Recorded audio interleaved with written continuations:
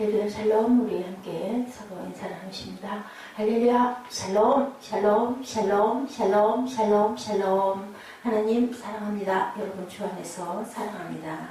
사람을 이끄는 사람이 되십시오 라는 제목으로 본문 예배야 3장 1절에서 14절까지의 말씀을 함께 합독하셨습니다.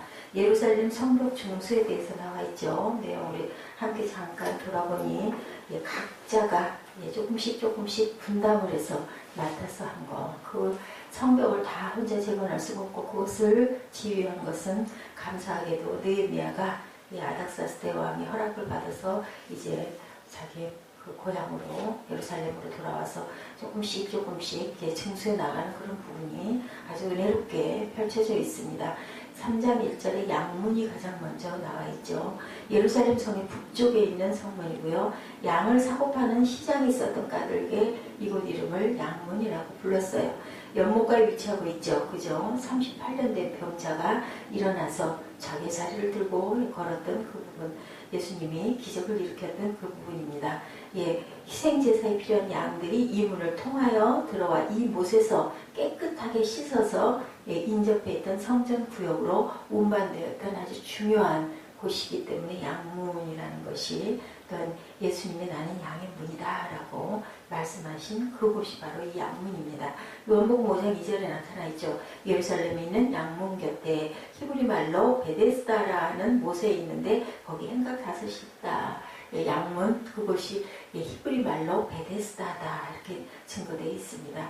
망대가 3장 1절에 성을 든든히 지키기 위해 성문에 높게 세운 대로 적의 움직임을 파악하기 쉬운 곳에 세워져 있는 것이 바로 이 망대죠. 도시, 목장, 포도원, 농장 등의 벽돌이나 돌로 세워졌고요. 그 크기는 다양하였다라고 합니다. 들에 세워진 망대는 다 익은 곡식들이 추수전에 도둑 맞지 않도록 지켜져 있는 망대고, 적을 지키는 망대도 또 높은 곳에 세워져 있겠죠. 이렇게 성경의 망대는 뭐예요? 원수로부터 나를 지켜주는 하나님을 의미하기도 합니다. 시편 61편 3절에 증거하죠. 그리고 인간의 능력, 아가 4장 4절을 상징하거나 여성적인 아름다움, 아가 7장 4절에 나타나 있습니다. 나타나는데 비유적으로 쓰이기도 하는 것이 바로 이 망대다. 열왕기하 18장 8절에 블레셋 사람들을 쳐서 가사와 그 사방에 이르고 망대에서부터 견고한 성까지 이르렀더라. 이렇게 나타나 있습니다. 어문이 3장 3절에 증거되어 있죠. 예루살렘 성벽에 위치해 있고 생선문으로 불리기도 했어요. 므낫세 왕 때 이방 나라의 침입에 대비하기 위한 목적으로 어문 어기까지 이중으로 벽을 쌓아 견고히 하였던 그 부분이 역대하 33장 14절에도 나타나 있습니다. 바벨론 포로 귀환 후 느헤미야의 성벽 재건 공사 때 하스나 자손들이 건축하였던 문이기도 하다. 3절에 증거합니다. 이분의 명칭은 당시 상인들이 두로와 갈릴리 바다에서 잡은 생선을 가져다가 이 문을 통하여 어시장으로 보낸 생활 습관에서 양이 통과한 것은 양문, 그 어시장으로 통과한 것은 생선들이 통과한 문은 어문, 그대로 말 그대로 나타나 있습니다. 역대 33장 14절에 그 후에 다윗성 밖 기원 서쪽 골짜기 안에 외성을 쌓되 어문 어기까지 이르러 오벨을 둘러 매우 높이 쌓고 유다 모든 견고한 성읍에 군대 지휘관을 두었다. 이렇게 각자의 위치에다가 모두 다 망대를 세우고 양문과 어문과 이런 성벽들을 재건한 이런 모습이 쭉 14절까지 그 이후까지 나타나 있는데 오늘 저희들 14절까지 함께 둘러보았습니다. 요즘은 개인주의가 팽배하죠. 교회가 굉장히 어려움을 겪습니다.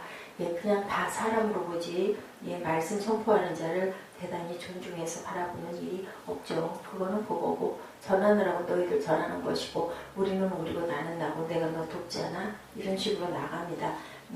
가족도 마찬가지고 다 각자 개인주의예요. 전부 내가 물어서 내가 먹지 하나님이 주신 거라고 생각을 하는 은혜가 굉장히 식어져 가고 있는 이때에 사람을 아름다운 사람으로 이끄는 리더가 굉장히 중요하죠. 오늘 본문에 아름다운 일을 하고 있는 아름다운 사람들, 지금 14절까지 읽은 내용이 각자 맡은 사람들이 다 아름다운 일들을 해요. 성벽을 재건하여 성경에 기록된 아름다운 사람들. 그런데 이들은 느헤미야가 오기 전까지는 그냥 평범한 사람들이었었어요.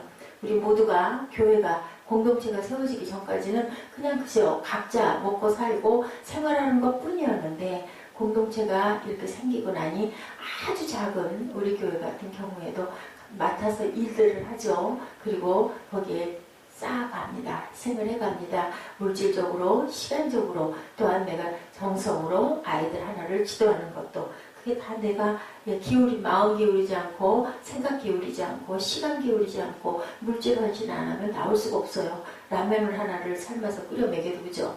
노력해야 되고 사야 되고 그리고 먹여야 되고 그런 부분들이 다 이것이 아름다운 일을 하는 일들이죠. 집에서도 마찬가지죠. 내가 가장이 돼서 벌어다가 내게 달려있는 식솔들을 한 명이 됐든 아이가 됐든 아니면 남편을 돕든 아니면 뭐 가족을 부모를 또 섬기든 다 그것이 아름다운 일들을 하는 것인데 하다가 보니 너무 힘이 든 거죠. 그러다 보니까 어제처럼 시끄럽게 소리가 불효파음이 납니다. 나이 더 먹고 직책도 위에 있는 사람이 조용해야 되는데 오히려 더 큰 소리가 난 게 하나님 보시기에 아름답지 못한 모습입니다. 느헤미야가 와서 그들을 감동시키고 감동을 줬죠. 이렇게 해야 된다. 우리나라 우리 성벽이 이렇게 무너져서 이렇게 있어서야 되겠느냐 하고 이렇게 열심히 감동을 시킨 거예요. 마음이 동해야 할 수 있죠. 아이를 감동을 시켜야 아이가 내가 이렇게 살아서는 안 되고 이렇게 공부도 해야 되겠고 목표를 가져야 되겠고 이 다음에 잘해서는 내가 저런 사람들처럼 예를 들면 내 부모의 단점이 있으면 그것을 잘 비교해 볼 줄 아는 그런 눈을 그리고 또 옆에서 권면하는 그러한 권면자들이 있어야 그것에 감동이 돼야 내가 마음이 돌아서는 거지. 아무리 얘기를 해도 그게 잔소리로 들리고 어떻게든 피해서 나 하고 싶은 거 해야지 이렇게 되다 보면 귀를 닫아버리고 말이 시끄럽게 들립니다. 오늘 아침에도 그래서 아이를 좀 나무래고 나왔는데요. 어쩔 수가 없어요. 쉬는 날은 너무 학교가 방학이 잦은 것 같습니다. 제가 보기에는 그렇습니다. 그전에는 정말 학교 가는 게 참 힘이 들어도 당연히 꼭 가야 되는 건데 요즘에 너무 자율적이 되다 보니까 여행도 가고 싶으면 서류 한 장 내면 뭐 일주일 갈 수 있고 무슨 연휴가 끼면 그냥 겹쳐서 놀아버리고 그러니까 어떻게 학교를 다니는 건지 노는 건지 그러다 보니 아이들이 규율이 깨져요. 자유로워지고 실컷 자고 게임하고 놀고 컴퓨터 보고 뭐 공부도 하라고 그러면 적당히 컴퓨터에서 답 나오니까 그냥 쓱 베껴가지고 했어요 하고 내보이면 할 말이 없고 계속 그거 가지고 잘못했다고 지적하고 너 이렇게 하지 그리고 의심하고 하면 그것도 또 교육에 좋지가 않고 어떻게 해야 될 줄을 모르겠더라고요. 하나님의 거룩한 일에 사용될 수 있었던 것 느헤미야가 있었기 때문이다. 결국은 뭐예요? 사람을 아름다운 사람으로 만들어가는 리더가 근데 그것도 또 인정해주고 존중해주지 않으면 리더가 또 리더로 쓸 수가 없는데 그렇게 하기 위해서는 그만한 모습을 보여줘야 되고 감동을 줘야 된다라는 거죠. 성벽을 재건하지 못하고 있었던 사람이나 성벽을 재건하고 있는 사람이나 같은 사람들이죠. 그러나 느헤미야로 말미암아 그렇게 바뀌었다. 그리고 또한 사람은 직책에 놔놓으면요 웬만해서는 그것을 감당합니다. 내가 해야 되겠다라는 마음만 오면 할 수가 있어요. 할 수 없는 일은 없습니다. 리더는 바로 그렇게 다른 길을 가고 있는 사람을 이끌어서 아름다운 길로 초대하는 역할을 해야 된다라는 거죠. 어저께 우리 목사님 한 분 정태기 목사님 감동시킨 그 초등학교 국민학교죠. 그 당시 담임 선생님. 그 선생님은 그렇게 대단한 생각까지 미래적인 것까지 보지는 않았을 거예요. 아이가 저렇게 욕을 하고 아이들이 학교를 다녀서는 안 되겠다 해가지고 나름은 그런 계획을 세워가지고 이벤트를 한 거죠. 어떻게 보면 지금으로 보면 그랬는데 거기서 그만 감동을 받은 그런 작은 아이 하나가 나중에 커서 상담 치유를 많은 사람들에게 왜냐하면 본인의 상처가 많았겠죠. 자라면서 어렵게 자라고 힘들게 자란 그 세월에는 또 거의 모든 사람들이 다 그랬습니다. 거기서 내가 선생님으로 인하여 이런 부분이 다 일어섰다 하다 보니까 나도 그런 사람이 돼야 되겠다라는 감동. 이게 바로 아름다운 리더가 이끄는 새로운 아름다운 사람들을 낳는 거죠. 저는 이런 생각이 듭니다. 콩 심은 데 콩 난다라는 얘기가 맞게 그 담임 선생님 한 분 중에 학생이 예를 들어 60명이 있었는데 그 중에 한 명이 그렇게 온전하게 내가 그렇게 돼야 되겠다는 마음으로 피어날 수 있는 것 그것이 참 참 귀한 거죠. 이끌 수 있어야 된다는 겁니다. 성벽을 재건하는 일. 예, 나라의 성벽이 무너졌어요. 그러면 그 성벽이 허술하면 얼마나 아무나 쑥쑥 들어오죠. 우리 마음 안에 성전도 마찬가지입니다. 성전에 한 귀퉁이가 무너져 있으면 그 귀퉁이를 타고 뭐든지 좋지 않은 것들이 들어오죠. 예, 물질적인 부분에 성벽이 아까 어문, 양문 다시 재건한 것처럼 여러 가지 부분들이 우리 마음 안에도 있을 것 같습니다. 우리 마음 안에 물질의 풍요를 아니면은 화려함을 추구하거나 아니면은 명예를 추구하거나 그런 문들이 그냥 그만 무너져 버리면 그것은 무엇이 뚫고 들어가요? 사탄이. 예수님 광야 그 3년 동안에 그 공생애 중에도 딱 금식하고 나시니까 그러죠. 이생의 사람을 외치거나 육신의 정욕을 안목의 정욕을 그걸 가지고 사탄이 시험하는 것처럼 그 성벽을 튼튼하게 쌓아놔야 거기에 사탄이 침입하지 않고 수시로 무너지는 그 성벽을 건축하기 위해서 우리가 늘 새벽에 예배하고 그죠? 주중에도 예배드리고 주일날도 또한 예배드리고 한 달에 한 번씩 성찬을 하고 하는 것이 다시 돌이키고 쌓고 매일매일 우리는 그렇게 쌓아가야 되고 그렇기 때문에 날마다 자신을 부인하고 죽이며 살아가야 된다라는 얘기 하는 것들 배추한 고기가 우리가 양식이 되기 위해서도 수없이 절고 죽고 그죠? 한 것처럼 우리가 늘 그래야 한다는 겁니다. 우리 주변에 평범한 사람들도 좋은 리더를 만나면 바뀔 수가 얼마든지 있죠. 그래서 우리 꿈덩이들이 중요하다. 그 아이들은 아직 형성 유아 5살까지 모든 여러 가지 품성이 형성이 된다 하지만 그것이 자라면서 뭐예요? 훈련을 통하여서 쌓여지고 닦여지고 만들어지고 길이 형성되기 때문에 그 아이들을 이끄는 리더가 굉장히 중요하다는 겁니다. 숫자가 많으면 많은 대로 적으면 적은 대로 많으면 1대 60이 되고 1대 100이 되니까 적어서 1대 10이 되면 그만큼 영향력이 더 커져갈 수도 있는 거죠. 우리가 생각하기에 따라서는 소수 그룹 제도가 왜 사교육에도 비쌉니까? 그죠? 1대1 과외 선생님이 왜 비쌉니까?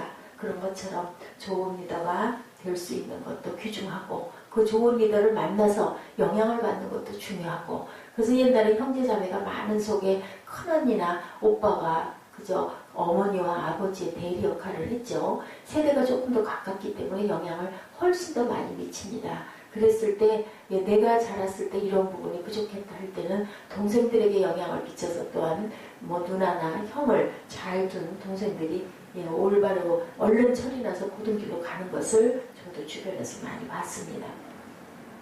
과연 나는 사람들을 이끄는 리더인가? 아니면 내 앞가림만 하고 있는 사람인가? 이것을 우리가 오늘 아침 느헤미야서를 통해서 깊이 생각해보고 각자의 14절까지 분량을 다 다르죠. 한 사람이 했다고 나오질 않습니다.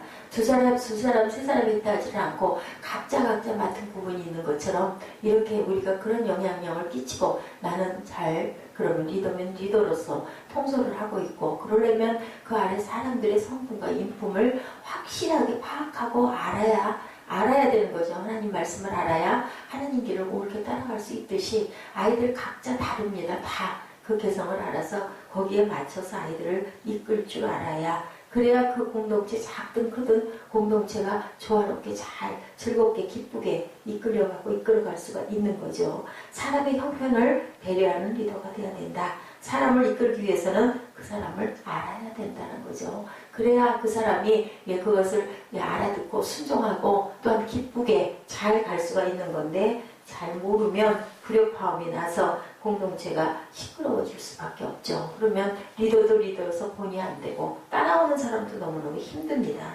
어리석은 리더들은 사람이 따라오지 않는다고 불평하지만 왜 안 따라오고 왜 순종하지 않는지를 우리가 파악하고 알아야 된다는 겁니다. 거기에 혈기가 사실 필요가 없는 거죠. 근데 우리 안에 그러한 감정을 주셨기 때문에 감정이 그런 모든 것들 판단을 그냥 흐리게 하는 경우가 많습니다. 그것을 우리가 빼내고 죽여가는 과정이죠. 리더가 따라오게 해야 되는데 사람의 문제가 아니라 리더의 문제다. 리더는 권위로 세워지는 것이 아니고 직책으로 요구만 하거나 강요해서는 안 된다.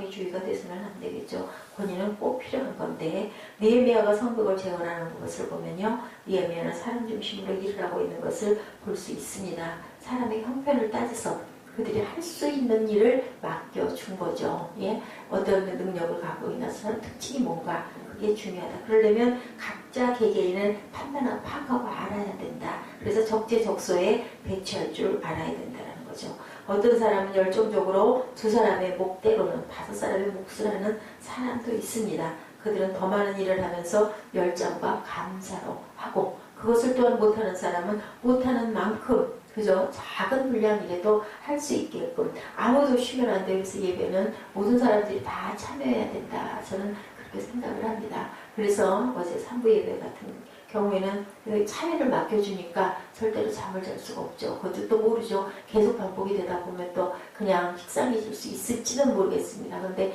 그 안에서 뭔가 깨닫고 은혜를 느끼게 하는 게 그게 중요하죠. 어떤 사람은 아주 적은 일밖에 못하고 그것도 귀하죠. 일을 시킬 때 그 사람 능력과 신앙 상태 배려할 줄 알아야 된다는 겁니다. 그 사람의 마음을 알아야 되고 감동이 되도록 마음을 움직일 줄 아는 그러한 리더가 되어야 된다. 부모로 한 가정의 리더라면 자녀들의 마음을 알지 못하고 능력도 알지 못하고 그냥 요것만 해서는 안 된다. 그 아이의 상태에 맞게 한 걸음을 요구해야 된다. 근데 요즘에는 너무 바리케이트 치는 게 너무 많아요. 알려고 그러면은 사생활 침해하냐 부부래도 이렇게 되고 막 자기만 아는 틀을 갖고 있으니 알 수가 없는 거죠. 그러니 그게 하늘에다 빈주먹질을 하는 경우밖에 안 됩니다.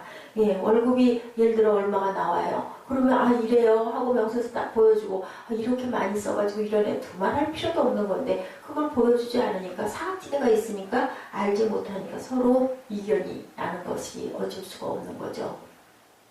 방법이 없습니다. 예, 그냥 그저 아무 말 하지 말고 입 달렸다고 말할 거 아니고 모든 그저 영향을 끼쳐주는 게 있으면 그냥 감사하고 그런가 보구나 이렇게 생각을 해야 되는 거죠. 말조심, 입조심을 해야 되겠다라는 생각을 제가 어제 했습니다.